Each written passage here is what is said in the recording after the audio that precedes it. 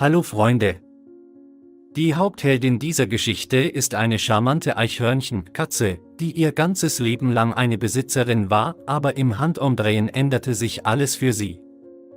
Die Leute entschieden sich zu bewegen, und die schwangere Katze in der neuen Wohnung war für sie nichts. Über eine Katze, die gerade in der Kälte zur Welt kommen sollte, begannen Posts in sozialen Medien zu erscheinen. Niemand hatte es eilig, um zu helfen, aber die Tierärztin Maria hörte von der Katze. Sie ging an den Ort und suchte nach einem Eichhörnchen, allerdings nicht mehr allein, sondern mit einem Kätzchen.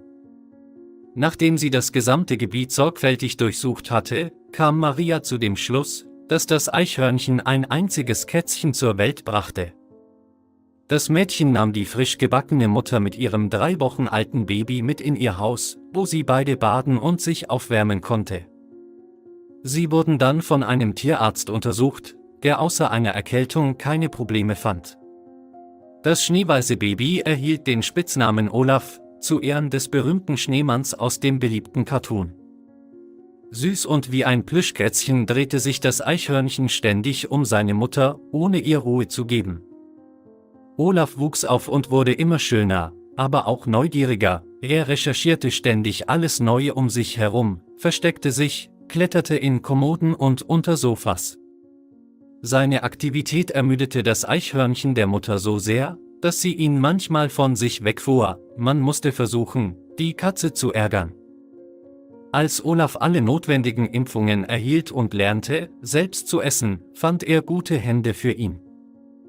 Er ging in die Familie von Marias Bekannten, wo er einen neuen Spitznamen erhielt, Tai. Der schneeweiße schöne Mann ist genauso neugierig geblieben wie in seiner Kindheit und ruft ständig die zweite Katze der Familie zum Spielen auf, die manchmal nicht besonders glücklich ist. Aber das verwirrt Thyra nicht.